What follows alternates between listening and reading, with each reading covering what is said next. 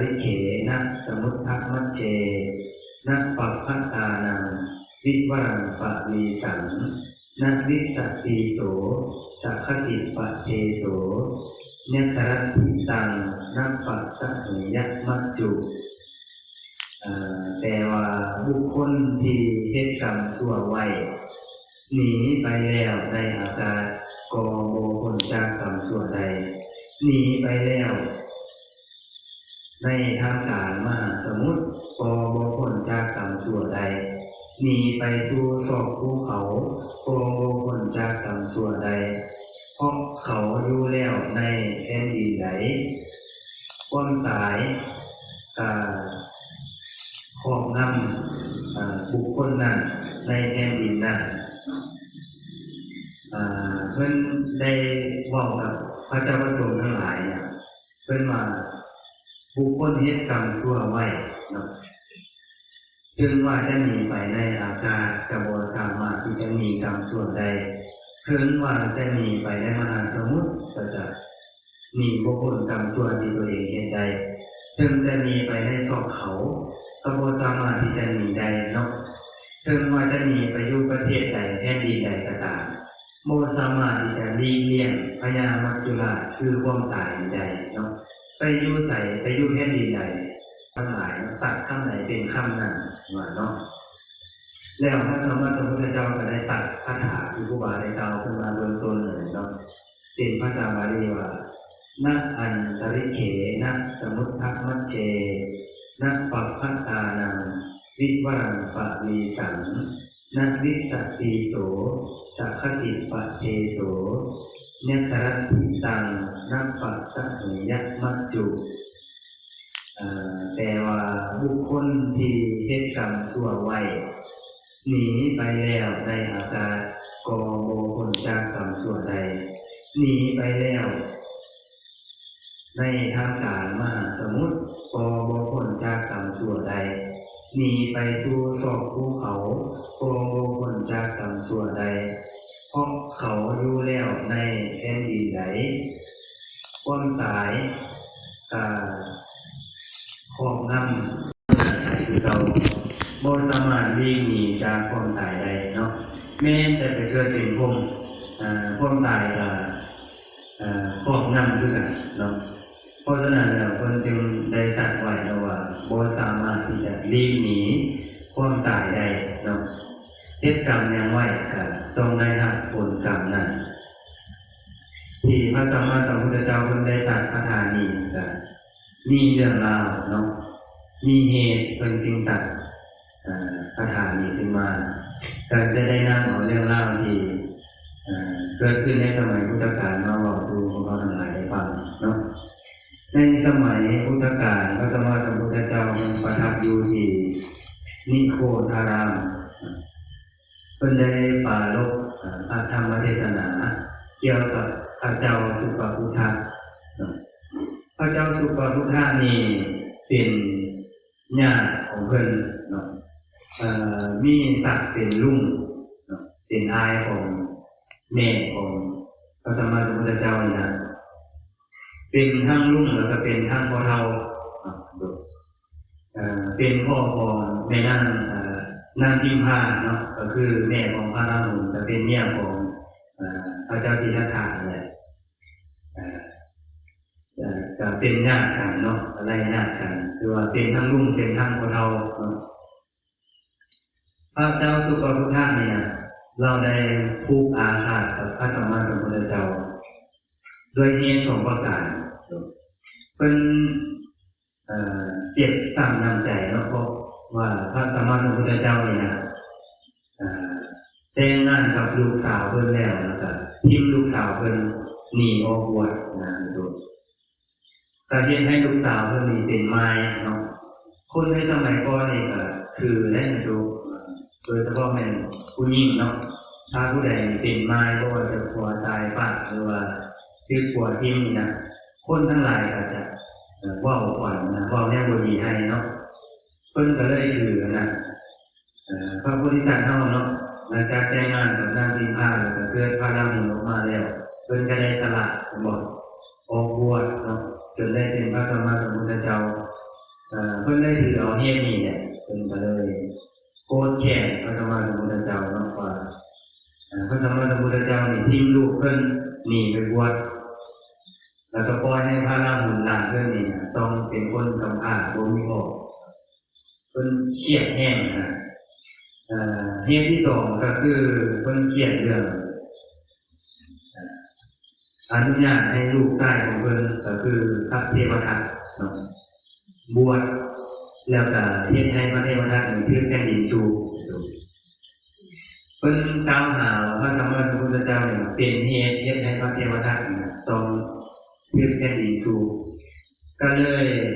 ผู้อาฆาตเนาะบอกว่าโอ้เป็นย้อนพระสัมมาสัมพุทธเจ้านี่แหละทิ่มลูกเพิ่นทิ่มลูกสาวเพิ่นออกบวชแล้วก็ทับเอาลูกชายเพิ่นผู้เดียวนี่นะไปบวชนำแล้วก็เฮ็ดให้ลูกชายเพิ่นนี่ต้องถือแผ่นดินสู่ก็เลยผู้อาฆาตเพิ่นก็เลยคิดว่าโอ้เอาสิเฮ็ดจังได๋เนาะจังสิเฮ็ดให้พระสัมมาสัมพุทธเจ้านี่ได้รับความชิบหายเดือดร้อนเพิ่นก็เลยให้คนนี่ไปซื้อเนาะคนทักใส่เพิ่นนี่ไปซื้อกับพระสัมมาสัมพุทธเจ้านี่นะเพิ่นจะไปบิณฑบาตที่ทางไหนเมื่อฮู้แล้วก็เลยพาบริวารเพิ่นทั้งหลายเนี่ยไปรับทานพระสัมมาสัมพุทธเจ้าเนาะรับทานกันไปตั้งโต๊ะรับทานที่พระสัมมาสัมพุทธเจ้าพร้อมด้วยพระสงฆ์จะไปบิณฑบาตนะรับทานพากันกินเหล้าเมายาเฮฮาเนาะพระสัมมาสัมพุทธเจ้าพร้อมด้วยพระสงฆ์นะก็ได้พากันออกบิณฑบาตตามปกติเนาะเมื่อออกไปบิณฑบาตไปฮอดสถานที่ที่พระเจ้าสุปาพุทธะมีรับทานอยู่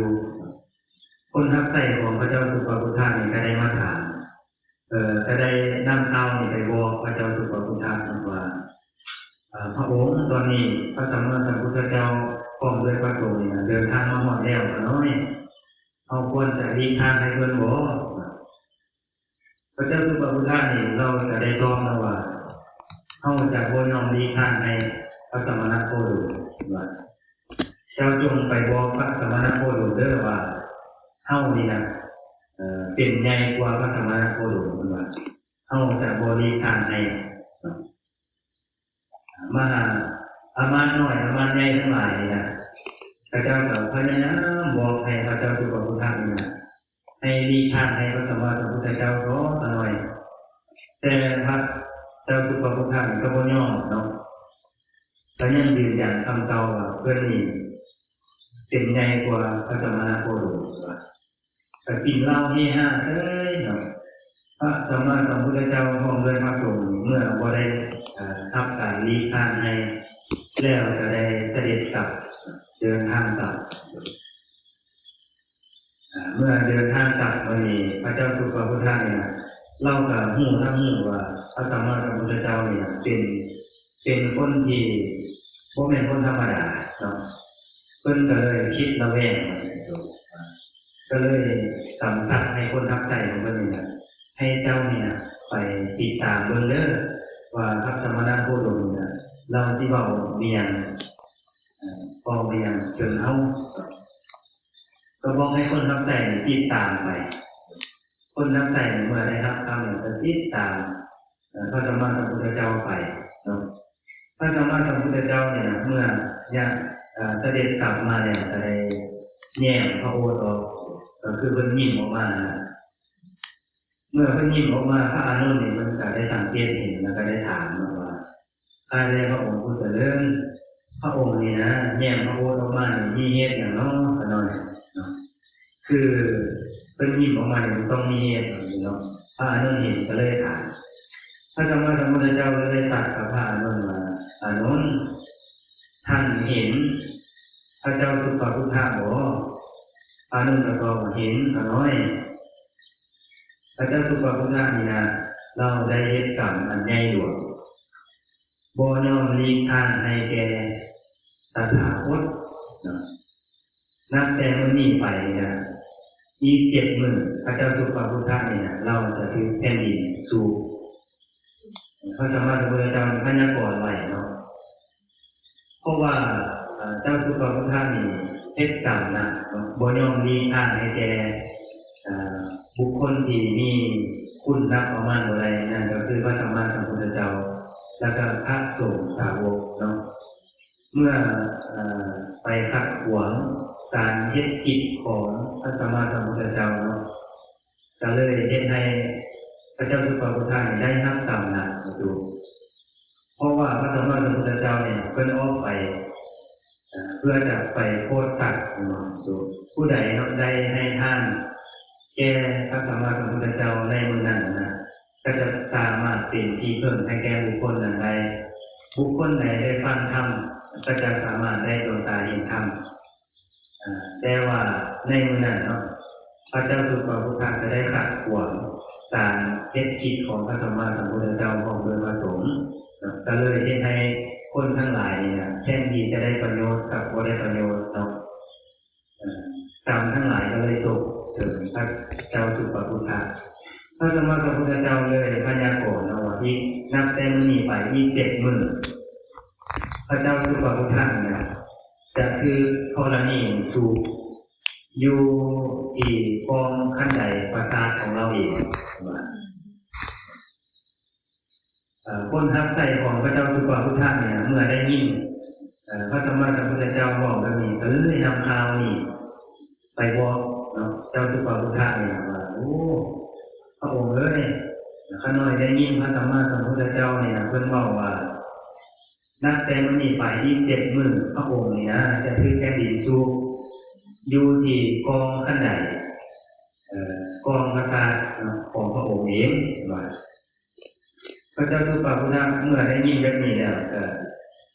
คิดเนาะแทนที่จะสลดสังเวชสำนึกผิดนะสับบ่ได้คิดเพิ่นคิดว่าโอ้พระสมณโคดมเนี่ยตั้งแต่ตอนเพิ่นยังน้อยแล้วเพิ่นนี่ตัดคำนึงบ่เป็นสองตัดคำใดคำนั้นว่าสิ่งใดก็เป็นสิ่งนั้นเอาละเขาจะถือเอา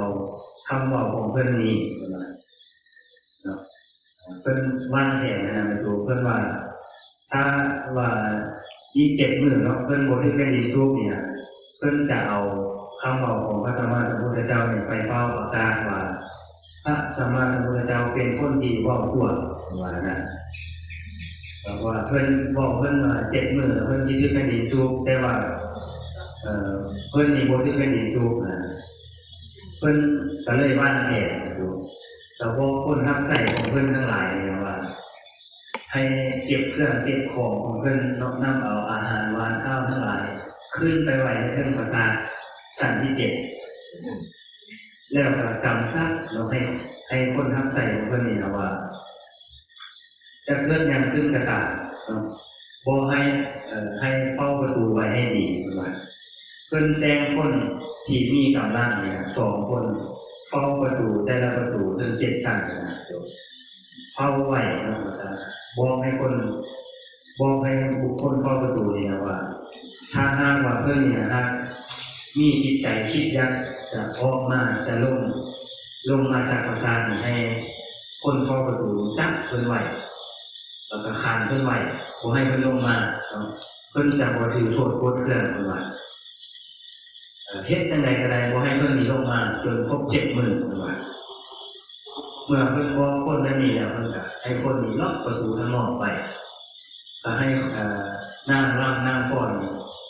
มาบำเรอเพิ่นน่ะฟ้อนรำกินเหล้าเมายาอยู่ในปราสาทชั้นที่7น่ะอยู่กันน่ะเนาะเรื่องเล่านี่ก็เลยมาฮอดพระสัมมาสัมพุทธเจ้าก็มีคนเอาเรื่องเล่ามาบอกพระสัมมาสัมพุทธเจ้าว่าพระองค์ตอนนี้พระเจ้าสุภพุทธะเนี่ยเพิ่นได้วางแผนแบบนี้เพิ่นวางแผนว่าเพิ่นนี่จะบ่ยอมลงมาจากปราสาทของเพิ่นตลอด7 มื้อว่าพระสัมมาสัมพุทธเจ้าเมื่อหูข่าวแล้วก็ได้ตัดกับพระเจ้าพระสงฆ์ทั้งหลายเนาะเป็นว่าภิกษุทั้งหลายพระเจ้าสุภพุทธะเนี่ยบ่แม่นว่าจะนั่งในปราสาทชั้นที่7เท่านั้นแม้แต่ว่าออกไปในเครื่องเวหา ออกไปในอากาศแม้แต่ว่าขี่เหื่อไปอยู่ในกลางมหาสมุทรไปอยู่ในซอกเขาไปอยู่ในซอกเขาต่างๆพระเจ้าสุปาพุทธะนี่นะจะต้องคือแผ่นดินสูบคือเก่าพระสัมมาสัมพุทธเจ้าทั้งหลายตัดหนึ่งบ่เป็นสองเนาะถึงว่าพระเจ้าสุปาพุทธะนี่นะจะเฮ็ดวิธีทางใดก็ตามจะเหาะขึ้นอากาศจะวางแผนไปไหนก็ตามสุดท้ายก็จะหนีบ่พ้นเพราะว่าพระสัมมาสัมพุทธเจ้าทั้งหลายตัดคำไหนเป็นคำนั้นเนาะแล้วพระสัมมาสัมพุทธเจ้าก็ได้ตัดคาถาที่ครูบาได้กล่าวขึ้นมาเบื้องต้นเลยเนาะเป็นภาษาบาลีว่านะอันตริเขนะสมุทธัมมัชเชนะปัปพตานังวิวรังปะลีสังนะวิสัตติโสสัคติปะเทโสญตรัตถิตังนัปปะสะเหยมัจจุแต่ว่าบุคคลที่เฮ็ดกรรมชั่วไว้หนีไปแล้วในอากาศก็บ่พ้นจากกรรมชั่วใดหนีไปแล้วในทางกลางมหาสมุทรก็บ่พ้นจากกรรมชั่วใดหนีไปสู่ซอกภูเขาก็บ่พ้นจากกรรมชั่วใดเพราะเขาอยู่แล้วในแผ่นดินใดความตายครอบงำบุคคลนั้นในแผ่นดินนั้นเพิ่นได้บอกกับพระเจ้าประสงค์ทั้งหลายเนี่ยเพิ่นว่าบุคคลเฮ็ดกรรมชั่วไว้เนาะถึงว่าจะหนีไปในอากาศก็บ่สามารถที่จะหนีกรรมชั่วได้ถึงว่าจะหนีไปในมหาสมุทรก็จะหนีบ่พ้นกรรมชั่วที่ตัวเองเฮ็ดได้ถึงจะหนีไปในซอกเขาก็บ่สามารถที่จะหนีได้เนาะถึงว่าจะหนีไปอยู่ประเทศใดแผ่นดินใดก็ตามบ่สามารถที่จะหลีกเลี่ยงพญามัจจุราชคือความตายได้เนาะไปอยู่ไสไปอยู่แผ่นดินใดความตายก็จะนำติดตัวบุคคลนั้นไปเนาะเพราะว่าสัตว์ทั้งหลายมีความตายเป็นที่สุดบ่เพิ่นก็ได้ตัดคาถานี้เนาะกับพระเจ้าประสงค์ทั้งหลายเพราะว่าคนทั้งหลายมีกรรมเป็นของตนบ่บุคคลเฮ็ดกรรมบ่ดีเนาะก็จะบ่สามารถหลีกหนีกรรมบ่ดีนั้นได้เฮ็ดสิ่งใดก็จะได้สิ่งนั้นเนาะเมื่อพระสัมมาสัมพุทธเจ้าเพิ่นตัดคาถานี้จบลงก็เฮ็ดให้พระเจ้าประสงค์ทั้งหลายเนาะคนทั้งหลายที่มาร่วมโตกันในวันนั้นได้บรรลุพระอริยผลเนาะโดยมีพระโสดาบันเป็นต้นเนาะส่วนพระเจ้าสุปาพุทธะนี่นะเพิ่นก็ได้อยู่ในปราสาทของเพิ่นเนาะชั้นที่7ตลอด7วันจนวันที่7เนาะม้ามงคลของเพิ่นเนี่ยเป็นม้าที่เพิ่นนี่ฮักหลายเนาะก็เกิดประโยชน์เกิดดีเนาะเตะนี่เตะหันแล่นตามนี่ตามหันห้องบ่อยู่บ่เศร้านะโตมามงคลนี่นะพระเจ้าสุปาพุทธะนี่ฮักหลายเนาะเพิ่นห่วงแหนหลายปกติก็บ่ได้ประโยชน์เนาะแต่ว่ามื้อนั้นเนาะมานี่ก็คือประโยชน์ขึ้นผู้ใดไปจับผู้ใดไปดึงก็บ่ได้ตายเตะนี่เตะหันแล่นตามนี่ตามหันเนาะห้องบ่อยู่บ่เศร้าพระเจ้าสุปาพุทธะนี่ก็ได้ยินเสียงเมื่อได้ยินเสียงก็เลยถามคนรับใส่โอ้เกิดเหตุอย่างขึ้นเนาะคนรับใส่ก็เลยบอกว่าโอ้พระองค์ตอนนี้มามงคลของพระองค์นะมันเกิดพยศน้อยมันหายนะดีนบุยุบเศร้าแล่นตามนี้ตามท่านห้องบุยุบเศร้าน้อยผู้ใดไปจับตัวได้เมื่อได้ยินคำนี้มันโตก็เกิดจิตใจเกิดจะไปเบิ่งมามีคนเบิ่งนะจนลืมเนาะจนลืมว่าพระสัมมาสัมพุทธเจ้าเนี่ยใช้พยากรณ์เพิ่นแล้วว่าเพิ่นนี่มื้อที่7จะได้แผ่นดินสูบเนาะการลืมไปเลยเนาะก็คงจะเป็นย้อนกรรมชั่วมันส่งผลเนาะดูเนาะจะโดนบันดาลจิตใจของพระเจ้าสุปาพุทธะเนี่ยเฮ็ดให้เกิดความกระวนกระวายยากลงไปพ ประตูเนาะประตูที่เพิ่นสร้างให้คนรอบแต่อย่างนี้เนี่ยกับใครเองหอดยากนั่นแหละเนาะประตูนี่ก็ใช้เอามาอีกคนที่เพิ่นบ่ไปเนาะว่าถ้าหากว่าเพิ่นออกไปเนี่ยจักเพิ่นขังไว้คือเก่าเนาะคนที่ย่างประตูนะจักบ่จักเพิ่นประตูจับซุกหลังเพิ่นประตูก็ใช้เองเนาะแทนที่คนฟ้องประตูนี่นะจะจับเพิ่นไว้เนาะจับบ่จักซุกหลังเพิ่นลงไปประตูประชาชนทุกสั่นเนี่ยก็ใช้เองเนาะคนฟ้องประตูทั้งทุกสั่นยุ่งเพิ่นลงมึงดูมันหอดมือมันน่ะเนาะนี่ไปใช้กับบุคคลว่างแทนดีวันไหนกับบุคคลเนาะคนย่างประตูนี่ก็ซุกหลังเพิ่นยุ่งเพิ่นลงจนว่าอันไหนขั้นสุดท้ายหลังจากที่เจ้าขาลงเย็บแผ่นดินปั๊บเนาะแผ่นดินนี่ก็ห้ามพวกส่วนของเราบ่ไหวแผ่นดินนี่แยกออกธรณีก็สู้เราลงไปเฮ็ดให้เราได้ไปเกิดในอเวจีนรกไปหมดสุดท้ายก็มีบุคคลนี่เราเนาะมีวิบากกรรมที่ตัวเองเฮ็ดบุคคลมีคนตายบุคคลอยู่เนาะจึงจะมีอำนาจปานใดก็ตามจึงจะรู้แล้วจึงจะว่างแทนดีอะไรก็ตามสุดท้ายมีบุคคลกรรมของตัวเองที่ตัวเองเฮ็ดไว้เนาะอันนี้ก็เป็นเรื่องเล่าที่ได้นำมาของเราในคนทั้งหลายได้ฟังเนาะเพื่อเป็นข้อคิดให้พวกเรานะว่าพวกเราทั้งหลายนะบ่สามารถที่จะหนีพ้น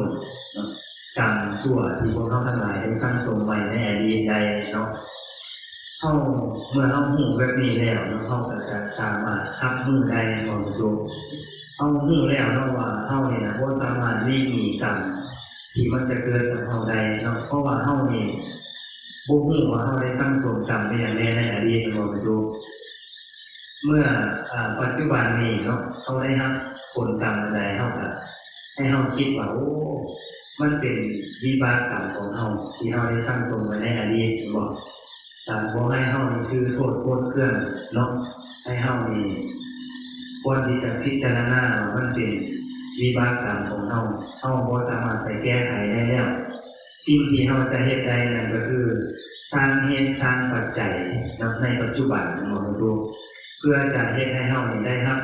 สิ่งที่ดีในอนาคตเนาะเพราะว่าอดีตเราบ่สามารถที่จะไปแก้ไขได้แล้วเราเฮ็ดจังไดเนาะเราจะเฮ็ดสิ่งที่เป็นประโยชน์ให้แก่เราในอนาคตนั่นก็คือสร้างสมบุญกุศลสร้างสมเหตุที่มันจะเฮ็ดให้เราได้รับแต่ผลที่ดีเนาะเฮาวางคือเส้นใดเราจะได้คือเส้นนั้นบ่ตัวปลูกมะม่วงเราก็จะต้องได้มะม่วงเนาะปลูกเขาเราก็จะต้องได้เขาเมื่อเราสร้างเหตุเฮ็ดคุณงามความดีในทางข้างหน้าเราก็จะได้รับผลดีแน่นอนเนาะเราบ่สามารถที่จะไปหลีกหนีวิบากกรรมใดในบ่ตัวเฮ็ดจังไดเราจังสิจะได้บ่เฮ็ดให้กรรมทั้งหลายที่เราเฮ็ดเนี่ยมันมีกำลังมันส่งผลให้เราได้รับความเดือดร้อนในปัจจุบันนะเราจะต้องสร้างสมบุญกุศลของตัวเพราะว่าเพิ่นเปรียบกรรมชั่วกับกรรมดีเนี่ยเปรียบเสมือนม้าขาวกับม้าดำมันกำลังแล่นแข่งกันอยู่เนาะกรรมชั่วนี่ก็เปรียบเสมือนม้าดำกรรมดีเปรียบเสมือนม้าขาวเนาะมันกำลังแล่นแข่งกันอยู่ถ้าหากว่ากรรมชั่วนี่มันมีกำลังนะม้าขาวมันก็จะแล่นหรือม้าดำมันก็จะแล่นแซงม้าขาวดูเมื่อมันมีกำลังมันก็สามารถที่จะเป็นเหตุเป็นปัจจัยส่งผลให้เฮาได้รับผลที่บ่ดีได้เนาะถ้าหากเฮานี่สร้างสมแต่บุญกุศลเฮ็ดแต่บุญกุศลอยู่เป็นประจำนะบุญกุศลเฮามันก็จะมีกำลังดูม้าขาวของเฮามันก็จะสามารถแล่นแซงม้าดำได้บ่ดูม้าดำมันก็บ่มีกำลังมันก็บ่มีโอกาสที่จะส่งผลเนาะเมื่อบุญกุศลเฮานี่มันมีกำลังพอมันก็จะส่งผลให้เฮาได้รับแต่ผลที่ดีครับแต่ความสุขบ่แต่ว่าม้าดำมันก็ยังแล่นอยู่คือเก่าได้บ่ดู มันก็บ่หยุดแน่เนาะคนกลางของเฮานี่หมายความว่ามันก็รอเวลาที่จะส่งผลคือกันถ้าหากมื้อใดมันบุญเฮานี่มันอ่อนกำลังลงเนาะมาดามมันก็แรงแซงมันก็ส่งผลเฮ็ดให้เฮานี่ได้รับทุกข์เนาะอันนี้ก็ขึ้นกับเฮาเองเนาะว่าเฮานี่จะสร้างสมบุญกุศลหรือว่าจะสร้างสมบาปอกุศลเพราะว่าครูบาอาจารย์หรือว่านักปราชญ์บัณฑิตทั้งหลายเพิ่นก็บ่สามารถที่จะบังคับเฮาเฮ็ดสิ่งที่ดีหรือว่าสิ่งที่บ่ดีได้เพิ่นมีแต่ชี้นำบอกแนวทางซื่อๆเนาะพระสัมมาสัมพุทธเจ้าเพิ่นก็บ่ได้บังคับผู้ใดนะท่านผู้ชมเพิ่นก็แนะนำหนทางแนะนำแนวทางประพฤติปฏิบัติให้เฮารู้ซื่อๆเนาะว่าเฮ็ดสิ่งนี้มันเป็นสิ่งที่ดีเราจะได้รับผลที่ดีในภายภาคหน้าบอกเพิ่นก็แนะนำแนวทางให้เฮานี่ไปถึงความพ้นทุกข์ซื่อๆเพิ่นก็บ่สามารถบังคับเฮาได้เนาะทั้งนี้ทั้งนั้นก็ขึ้นอยู่กับเฮาประพฤติปฏิบัติเองบ่เฮาก็ได้ยินได้ฟังแล้วเฮาก็รู้แล้วว่าเฮ็ดสิ่งใดมันจะเป็นโทษเฮ็ดสิ่งใดมันจะเป็นประโยชน์เนาะถ้าให้เฮาถือเอาสิ่งใดที่เป็นประโยชน์สิ่งใดที่เป็นโทษเฮาก็ละไปนำสู่เนาะแต่ว่าเฮาคงจะพอเข้าใจเนาะคงจะสมควรแก่เวลาสุดท้ายก็ขออนุโมทนาบุญกุศลกับทางพ่อแม่ครูบาอาจารย์แม่ข่าวมุสลิมทุกคนที่ได้มาร่วมกันเจริญบุญกุศลไหว้พระสวดมนต์ฟังเทศน์ฟังธรรมในวันนี้ก็ขออำนาจบุญกุศลทั้งหลายที่พวกเราทั้งหลายได้ตั้งสมจงเป็นเหตุเป็นปัจจัยให้พวกเราทั้งหลายจงถึงเสริมความพ้นทุกข์อันแน่นอนในตรงเรียนวันแต่เชื่อในสังสารวัฏอยู่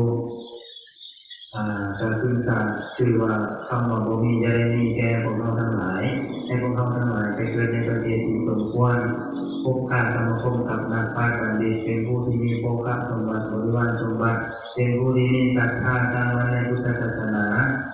ได้พบการสมาคมกับสัตบุรุษได้ฟังธรรมกับสัตบุรุษสุดท้ายก็ให้พวกเราทั้งหลายได้บรรลุมรรคผลนิพพานโดยสัพพันธ์ใจ